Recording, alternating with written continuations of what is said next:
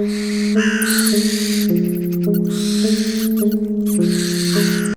की रात करीब 10 बजे शहर से कुछ दूर एक सुनसान सड़क पर एक कार तेज गति से दौड़ रही थी, जिसमें 3 नौजवान लड़के अभी अभी शहर के किसी बड़े बार में शराब का नशा करके घर के लिए निकले थे। तीनों किसी चिंता में एकदम शांत बैठे थे। तभी सामने की लेफ्ट सीट पर बैठे राजू ने अंकित से डरी हुई आवाज में कहा, भाई अंकित, कल रात जो हुआ बहुत बुरा हुआ यार।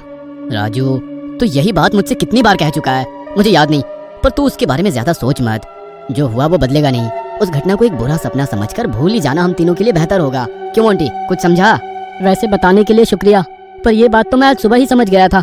बस मुझे थोड़ी चिंता इस बात की है कि उसी को लेकर तुम लोग मुझे आज दोपहर से परेशान कर रहे हो। मोंटी ने बड़े ही आसानी से यह बात बोल दी, जैसे कि कुछ हुआ ही ना हो। राजू और अंकित ने कल के मुकाबले आज थोड़ी कम पी रखी थी। हे मोंटी, ये तू बोल रहा है? कल हम कितने नशे में थे तुझे याद है? कल हमने शराब के नशे में कितनी भयंकर गलती की है, और ये सब तेरा ही प्लान था।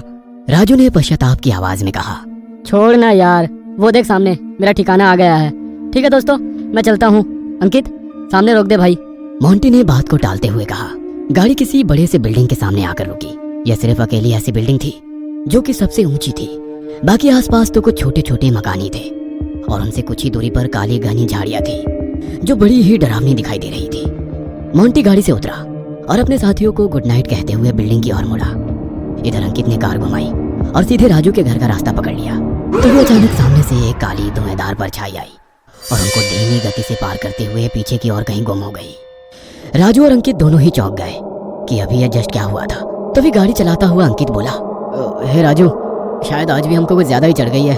चल चुपचाप घर चलते हैं, मैं तुझे छोड़ देता हूँ, फिर मैं अपने घर के लिए निकलूंगा और गहरी नींद में सो जाऊंगा। ज्यादा सोचूंगा तो पागल ही हो जाऊंगा, और तू भी सीधे जाकर सो जाना, और नींद ना आए तो एक आध पैक शराब और गटक जाना, अपने आप ही नींद आ जाएगी। इतना कहकर अंकित चुपचाप गाड़ी की स्पीड दोगुनी करता हुआ स्टीयरिंग संभालने लगा।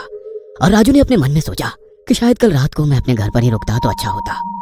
गाड़ी सुनसान रास्ते पर थी। दोनों ओर के जंगलों की तेज हवा रौ रौ करते हुए इधर से उधर भटक रही थी। कहीं से किसी पेड़ पर बैठे उल्लू के चीखने की आवाज आ रही थी। इधर मोंटी सीटी बजाता हुआ धीरे धीरे बिल्डिंग की ओर बढ़ रहा था। तभी उसके पीछे कोई दिखा। काली साड़ी, गोरा बदन और काले बिखरे लंबे बालों वाली एक डायन, जिसकी लाल लाल आंखें मोंटी की ओर भयानक गुस्से से गड़ी हुई दिखाई दे रही थी। लग रहा था मानो मोंटी ने उस औरत के साथ बहुत बुरा किया है। आगे की ओर मोंटी अपने कदम बढ़ा रहा था कि तभी उसको ऐसा लगा जैसे कोई उसका पीछा कर रहा हो।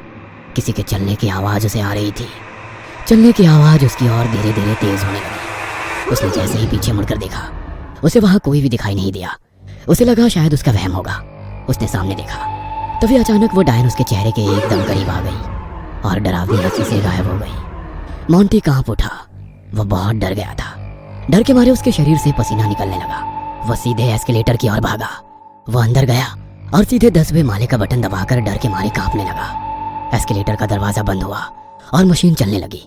कुछ फ्लैट्स पार करने के बाद एस्केलेटर की लाइटें जगमगाने लगी और अचानक बंद हो गई। जैसे ही उजाला हुआ, सामने वही डरावनी डायन का भयानक चेहरा दिखाई दिया। मोंटी की बोलती बंद हो गई। वह जोर से चिल्लाना चाहता था, पर उसके मुंह से एक आवाज तक नहीं निकल पा रही थी। वह बुरे तरीके से डर चुका था। तभी अंधेरा हो गया। मोंटी ने जैसे ही अपनी आंखें बंद की, उजाला हो गया। उसने सामने देखा, उसे वो दिखाई नहीं दी। 10वां माला आ चुका था। हाथों से अपने चेहरे का पसीना पोंछते हुए उसने ऊपर देखा। वो डायन ऊपर एस्केलेटर पर लटकी हुई मोंटी की ओर डरावनी हंसी में देखे जा रही थी। एस्केलेटर का दरवाजा पूरा खुलने को ही था कि मोंटी तुरंत ही वहां से भाग निकला और अपने रूम की चाबी जेब से निकालकर अपने दरवाजे पर आ गया। उसने लॉक खोला, दरवाजा बंद किया और सीधे अपने बिस्तर की ओर पलायन किया। उसने बिस्तर से चादर उठाया और अपने पूरे शरीर को उस चादर से बिस्तर में छिपा लिया। वो डर के मारे कांप रहा था कि तभी अचानक किसी ने पैरों की ओर से चादर को खींचा।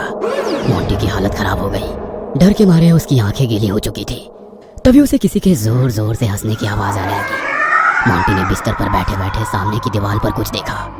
वह डायन मोंटी की ओर अपनी लाल आंखें और चेहरे की डरावनी हंसी को टिकाए धीरे धीरे दीवार से नीचे उतर रही थी। मोंटी समझ चुका था कि उसके साथ यह सब क्या और क्यों हो रहा है। उसके सामने कल रात का सारा दृश्य आने लगा। उसे लगने लगा कि उसका समय आ चुका है, अब वो नहीं बचेगा। वह जानता था कि ये डायन कौन है जो उसके साथ ऐसा कर रही है। वह डरते हुए एकटक उस दीवार से उतरती हुई डायन को शून्य की स्थिति में घूर रहा था कि तभी अचानक वह डायन मोंटी की ओर झपटी और उसे खिड़की से बाहर फेंक दिया। वह हवा में था कि तभी वो नीचे की ओर सरसरा कर गिरने लगा। बिल्डिंग के बाहरी और नीचे जमीन पर मोंटी धड़ाम से आ गिरा। उस डायन ने टूटी खिड़की से जमीन पर गिरे मोंटी को देखा और बड़ी सी हंसी में वो कहीं गायब हो गई। इधर राजू को उसके घर छोड़ अंकित अपने घर के लिए निकला।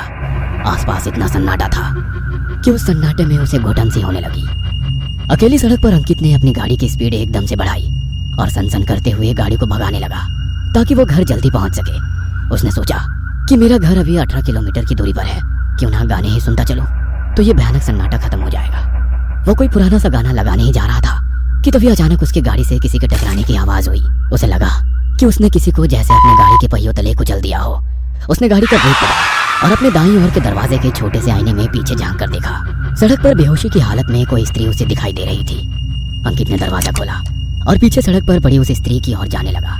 उसकी धड़कन तेज हो गई। उसने सोचा कि अब ये मुझसे क्या हो गया। उसका शरीर कांपने लगा। उसके माथे से डर की एक लहर उमड़ रही थी। वह धीरे धीरे उस स्त्री की ओर पहुंचा। उसने उस स्त्री के कांधे को पलट कर देखा। अचानक उस स्त्री ने डरा देने वाली हंसी में अपनी लाल आंखें खोली। यह स्त्री वही डायन थी जिसने अभी अभी मोंटी को खिड़की से फेंका था। अंकित के पैरों तले जमीन खिसक गई। वह एकदम से चौंक कर पीछे हट गया और डर के मारे उसकी सांस फूल गई। वह भागकर गाड़ी के पास गया।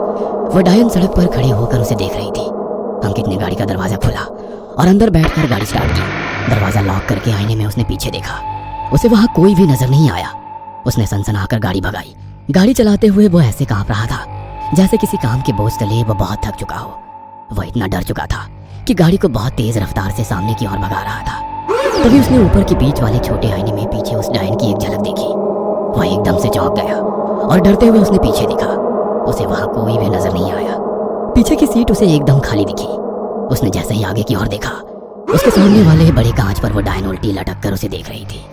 अंकित ने अपना सारा संतुलन खो दिया और स्टीयरिंग को एकदम से तेजी से अपनी बाईं ओर घुमाकर सामने किसी पेड़ पर एक जोरदार टक्कर मार दी। गाड़ी की स्पीड बहुत तेज थी।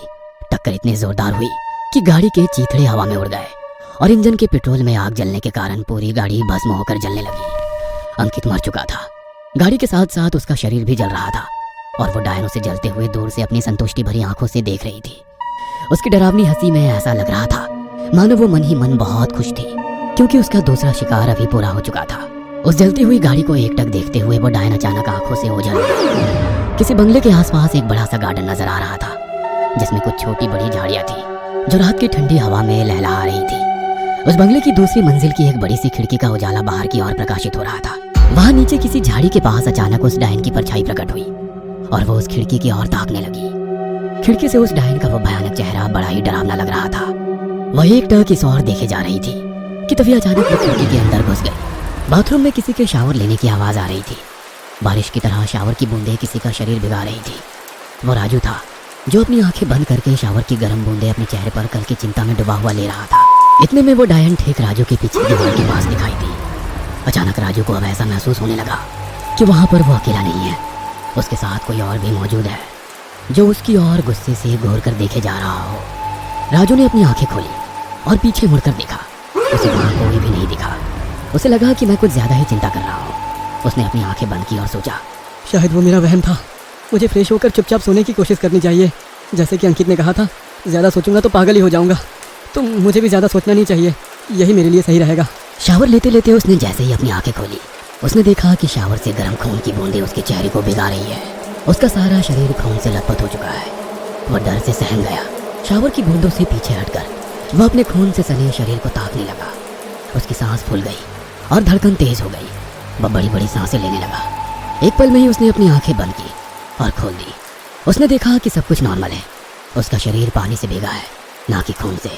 उसने शावर की बटन बंद की और खुद को जल्दी से टॉवेल में लपेट लिया और फिर बाथरूम से बाहर निकल आया। वह घबराया हुआ था। घबराहट में उसने अपने नंगे शरीर को कपड़ों से ढक लिया और वह सीधा आईने के सामने घबराते हुए जा खड़ा हुआ और अपने गीले बालों को टॉवेल से पोंछते हुए बड़ी बड़ी सांसें लेकर कुछ सोचने लगा। ये जो अभी हुआ था वो क्या था? क्या वो सच में हुआ था या कोई सपना था? उस आईने के सामने बालों को पोंछते हुए वो ऐसा सोच ही रहा था कि तभी अचानक उसे आईने में किसी की परछाई दिखी। वो डायन उसे अपनी डरावनी हंसी में लाल लाल आंखों से घूर रही थी। राजू ने उसको देखा। वह चौंक गया। उसने पीछे पलट कर देखा। राजू को उस डायन का भयानक चेहरा दिखाई नहीं दिया। राजू ने जैसे ही आईने की ओर मुड़कर देखा, उसे वो डायन का डरावना चेहरा नजर आया। वह डर के मारे हड़बड़ाकर पीछे खिसक कर नीचे गिर गया। वह थर थर कांप रहा था। बड़ी बड़ी सांसें लेकर उस डायन को शून्य की स्थिति में घूरने लगा। उस डायन को वो पहचान चुका था। कपकपाहट भरी आवाज में राजू के मुंह से कुछ शब्द बाहर निकल पड़े। तुम तो वही हो। तुम यहाँ कैसे? तुम तो मर चुकी। राजू अपनी बात पूरी करता इससे पहले वो डायन अचानक उस पर झपट पड़ी और अंधेरा हो गया। कल रात की करीब 10:43 में शहर से बाहर किसी अकेली सड़क पर एक बहुत ही आकर्षक और सुंदर स्त्री किसी से फोन पर बातें करते हुए सामने की ओर तेजी से चली जा रही थी। अपने गोरे बदन पर उसने काली साड़ी लपेटी थी जो उस स्त्री को और भी आकर्षक बना रही थी। उसके खुले लंबे बाल ठंडी हवा में उड़ते हुए बड़े ही सुंदर दिखाई दे रहे थे। वह स्त्री फोन पर किसी से कह रही थी कि आज ऑफिस में उसे कुछ ज्यादा ही काम होने के कारण वो इतनी लेट हो गई है। उसने कहा, माँ तुम्हें चिंता करने की जरूरत नहीं है, मैं रास्ते पर ही हूँ, घर से केवल 12 मिनट की दूरी पर। रास्ता सुनसान है और बड़ा ही डरावना है, बहुत सन्नाटा भी है यहाँ, पर मैं जल्दी पहुँच जाऊंगी। कानों में हेडफोन लगाए तुमसे बात कर रही हूँ और फोन की टॉर्च भी सामने करके लगाई हूँ। तुम सो जाओ, मैं अभी फोन रख रही हूँ। 2-4 गाने सुनते हुए घर पहुँच जाऊंगी, तुम चिंता मत करो। इतना कहकर उसने कॉल की लाइन काटी और 90 के दशक का कोई पुराना हिंदी सॉन्ग सुनने लगी। गाने सुनते सुनते वह स्त्री तेजी से चलती जा रही थी ताकि घर जल्दी पहुंच सके, क्योंकि उस सड़क पर उसके अलावा कोई और नहीं था। उसने अभी तक केवल एक सॉन्ग ही सुना होगा कि तभी अचानक तेज रफ्तार से आती हुई एक कार उसके पास से होकर गुजरी और आगे जाकर रुकी। रिवर्स होकर कार पीछे की ओर आई। वह स्त्री डर गई। कार से 2 लोग उतरे और स्त्री का मुंह बंद करके उसको पकड़ा और कार के अंदर ले जाकर उसे बंद कर दिया। दरवाजा बंद हुआ और वो कार तेजी से किसी सुनसान घने जंगल के रास्ते चली गई। गाड़ी हवा से बातें कर रही थी। अंदर राजू ने उस स्त्री का मुंह बंद कर दिया था और उसके हाथों को अपने पैरों से कसकर जकड़ लिया और मोंटी उसके पैरों को दबोचकर छोटी हंसी में अपनी कमीज उतारने लगा। गाड़ी सन सन करते हुए जंगल के रास्ते तेज रफ्तार में आगे की ओर जा रही थी कि तभी उस गाड़ी की रफ्तार बहुत धीमी हो गई। वह धीमी गति में सड़क के किनारे किसी पेड़ से नीचे जा रुकी। दरवाजा खोलकर अंकित बाहर निकला और पीछे मोंटी के साइड का दरवाजा खोलकर अंदर घुस गया। मोंटी ने अपनी गंदी हवस को बुझा लिया था और उस स्त्री को राजू के साथ मिलकर कसकर पकड़ने के बाद अंकित के लिए उसे खुला छोड़ दिया था। कुछ देर होने के बाद राजू ने भी बिल्कुल वैसा ही किया। अब तक उस स्त्री की हालत बहुत खराब हो चुकी थी। सुबह के 3 बजे तक वह तीनों दोस्त उस स्त्री के साथ ऐसा दुष्कर्म करते रहे। उस स्त्री की जान में जान नहीं बची थी। उसकी हालत इतनी खराब हो चुकी थी कि वो स्त्री बहुत देर से बेहोश होकर कार में नग्न अवस्था में पड़ी रही। उन लोगों ने बेहोशी की हालत में भी उसके साथ बेशर्म भरा दुष्कर्म किया। फिर उसे उसके कपड़े पहनाकर कार को स्टार्ट करते हुए कुछ दूर किसी छोटी टेकड़ी की खाई पर ले गए और फिर इन तीनों ने बेहोशी की हालत में ही उसे खाई में नीचे फेंक दिया। वो नीचे गिर रही थी। नीचे नदी में पानी की लहर कुछ ज्यादा ही तेज लग रही थी। उसकी पानी से एक जोरदार टक्कर हुई। टक्कर की आवाज आसपास गूंजी और फिर बंद हो गई। पानी का बहाव उस स्त्री को दूर कहीं लेकर जाने लगा। ऊपर खड़े रहकर उन तीनों ने बड़ी ही बेशर्मी के साथ उसे नीचे गिरते देखा और फिर तीनों अपनी कार में बैठकर कहीं दूर निकल गए। पानी का बहाव अब तक उसके शरीर को कहीं पर अपने साथ लेकर जा रहा था। वह स्त्री अब मर चुकी थी। उसके जीवन में हमेशा के लिए अंधेरा छा गया था।